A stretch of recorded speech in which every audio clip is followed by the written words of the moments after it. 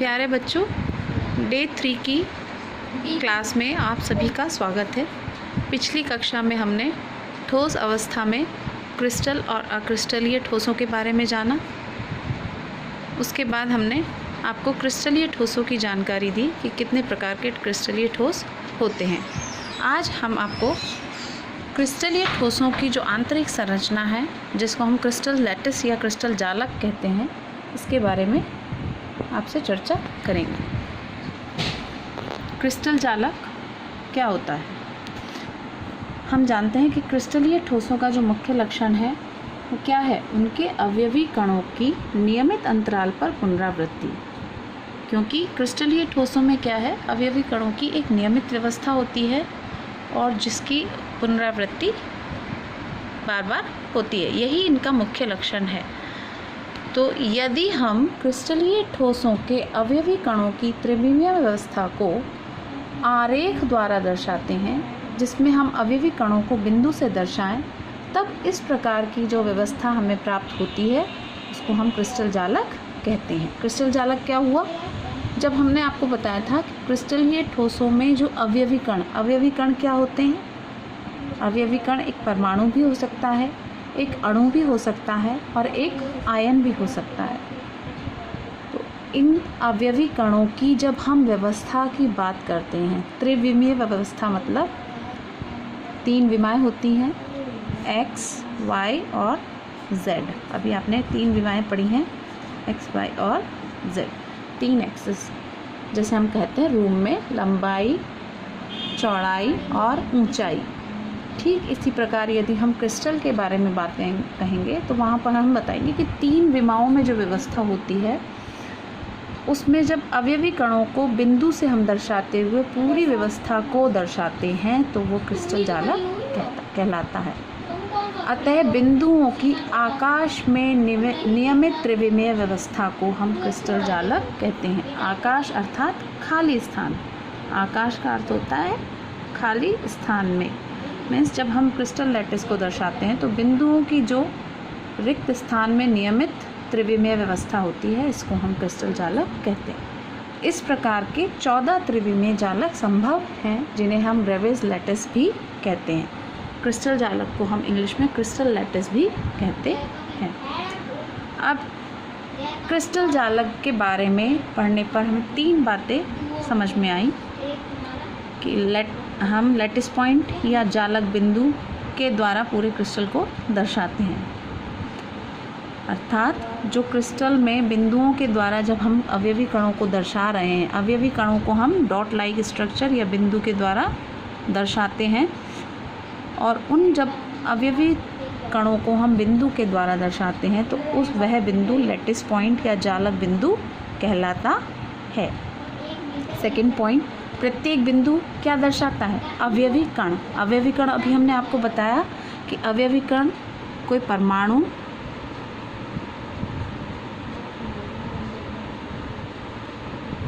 अणु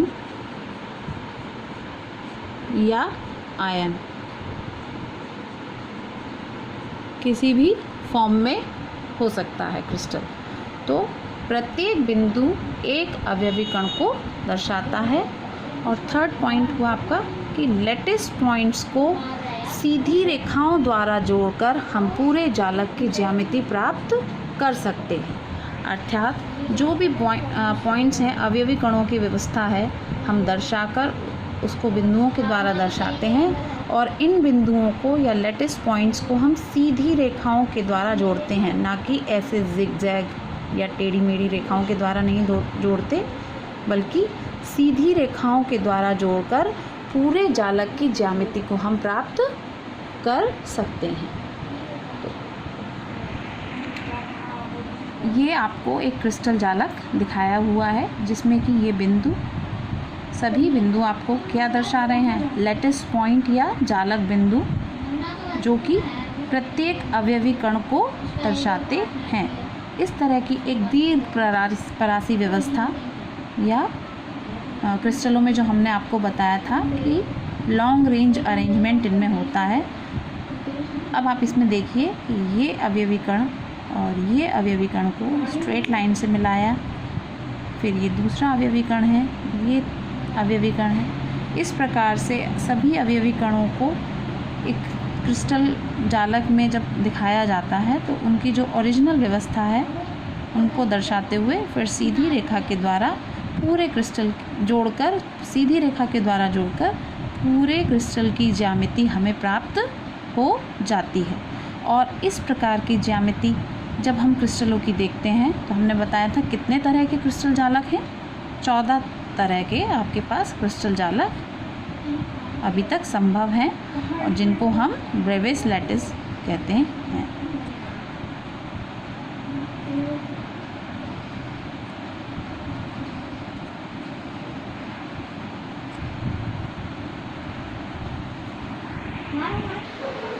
अब है एकक कोष्ठिका या इकाई कोष्ठिका।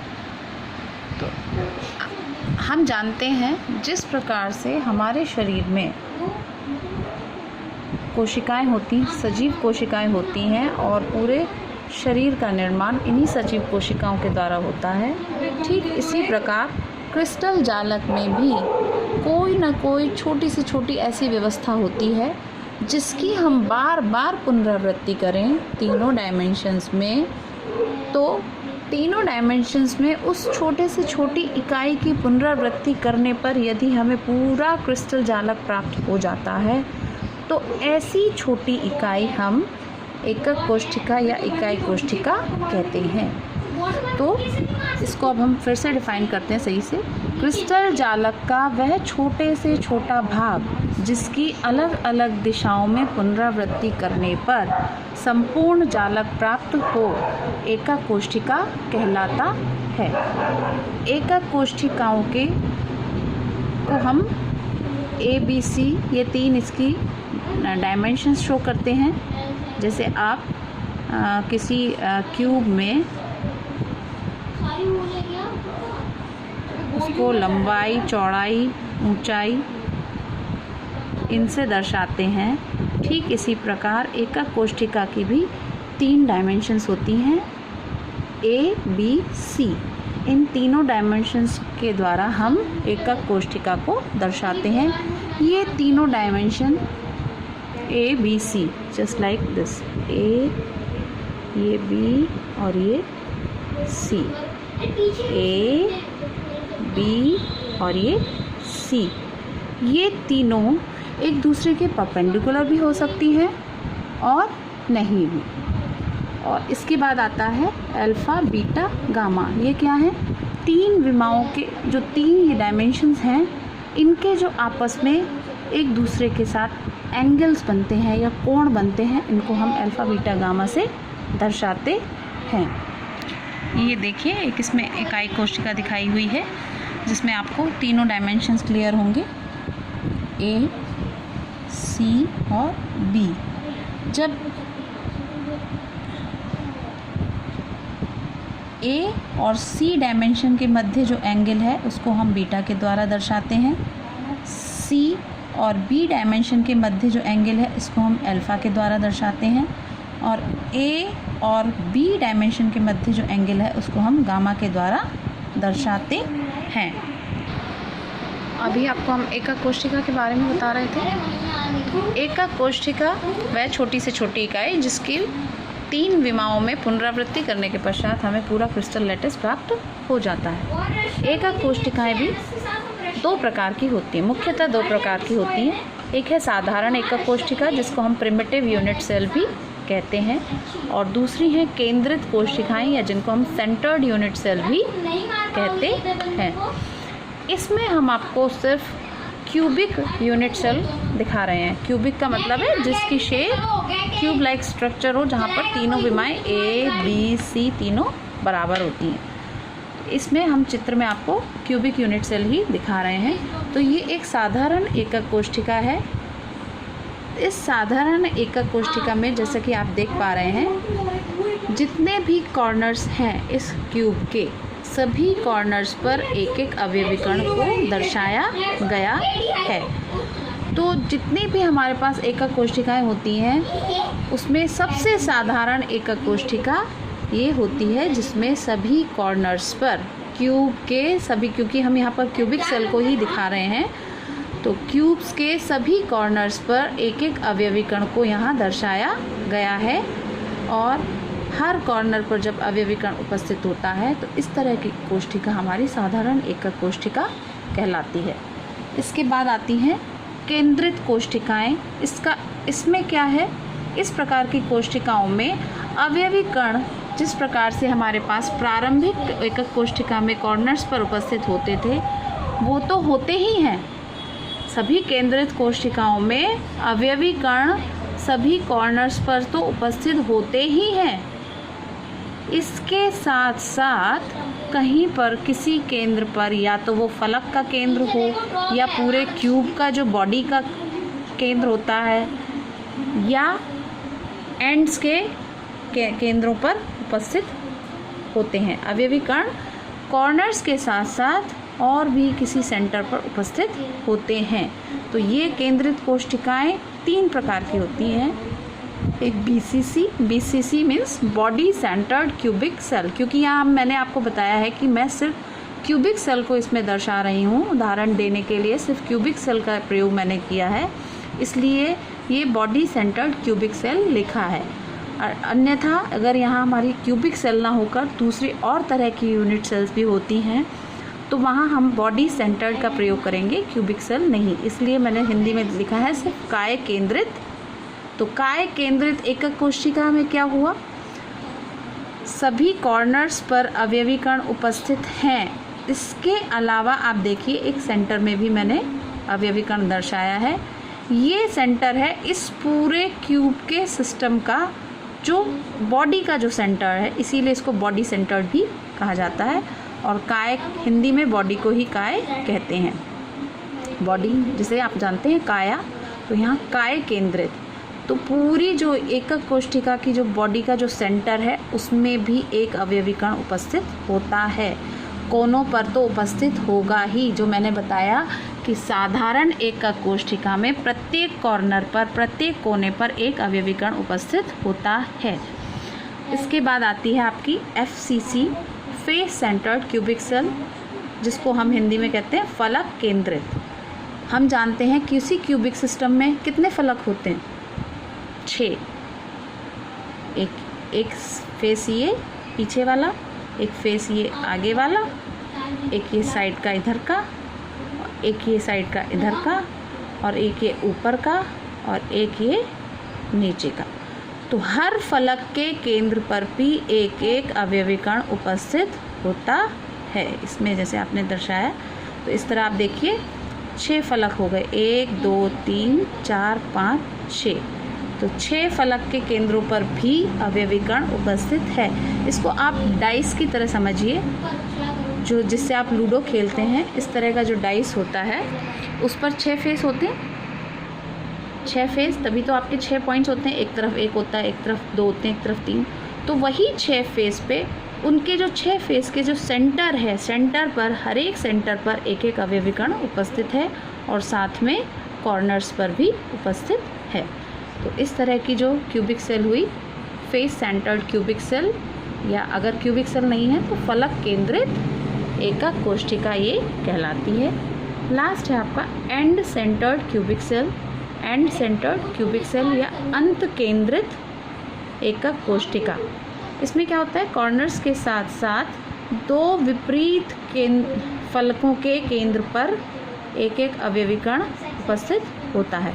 इसमें हमने देखा था सभी फलक, 6 फलक हैं तो 6 के 6 फलक के केंद्रों पर आपके ये अवयवी कण उपस्थित हैं। इसमें सभी 6 फलक पर उपस्थित ना होकर अवयवी कण सिर्फ 2 फलक पर उपस्थित होता है, और वो दोनों फलक कौन से होंगे, एक दूसरे के सामने विपरीत वाले फलक होते हैं। इसीलिए इसको हम एंड सेंटर्ड क्यूबिक सेल कहते हैं या अंत केंद्रित एकक कोष्ठिका ये कहलाते हैं। अब देखिए प्रिमिटिव सेल्स 7 प्रकार की होती हैं, मीन्स जो बेसिक हमारी एकक कोष्ठिकाएं हैं वो भी 7 प्रकार की होती हैं, और वो 7 प्रकार की अलग अलग इन विमाओं के अलग अलग होने के कारण होती हैं। और इनके बीच जो हमने विमाएं कौन कौन सी बताई थी, A, B और C, ये 3 विमाएं। अब चूँकि मैंने यहाँ पर सिर्फ आपको घन यूनिट सेल दिखाई है। तो इसमें आप देखिए ए, बी और सी, ये तीनों विमाएं बराबर हैं और इन्हीं विमाओं के अलग अलग होने के कारण और इनके बीच जो एंगल है अल्फ़ा, बीटा और गामा, इन तीनों एंगल्स के अलग अलग होने के कारण ये प्रिमिटिव यूनिट सेल 7 प्रकार की होती हैं और जिसको मैं आपको दिखा रही हूँ। कौन कौन सी 7 प्रकार की हैं? क्यूबिक, टेट्रागोनल, अब आप यहाँ देखिए यहाँ शेप बदल गई है, एक विमा, एक भुजा थोड़ा लंबी हो गई, ऑर्थोरोम्बिक, मोनोक्लिनिक, हेक्सागोनल, रोम्बोहेड्रल और ट्राइक्लिनिक। ये 7 तरह की आपकी प्रिमिटिव यूनिट सेल्स होती हैं और इन 7 प्रकार की यूनिट सेल्स के अलावा जब हमने बताई थी कि एंड सेंटर्ड, फेस सेंटर्ड और बॉडी सेंटर्ड यूनिट सेल भी यदि इनके साथ उपस्थित होती हैं तो इस प्रकार से मैंने आपको बताए थे 14 ब्रेविस लैटिस बनते हैं। तो 14 सिस्टम आपके इस प्रकार से तैयार हो जाते हैं इन 7 प्रिमिटिव सेल्स की। ये प्रिमिटिव सेल्स हैं यानी बेसिक सेल हैं, साधारण सेल हैं, जिसमें हमने कहा था मात्र कि कॉर्नर पर अवयवीकरण उपस्थित होता है। यदि कॉर्नर के अलावा और भी कहीं केंद्रों में अवयवीकरण उपस्थित होता है, जो मैंने आपको बताया face centred cubic cell, body centred cubic cell, तो इन्हीं 7 सिस्टम में जब वो और सेल्स भी ऐड होती हैं तो इस प्रकार से 14 ब्रेविस लैटिस हमारे पास होते हैं, जिसकी चर्चा अब हम आप नेक्स्ट क्लास में करेंगे। आज के लिए इतना ही। बाकी अब सब इस जितना भी आज मैंने बताया है इसको दोबारा से रिवाइज़ करेंगे और अच्छे से समझते हुए अपने नोट्स तैयार करेंगे। थैंक यू बच्चों।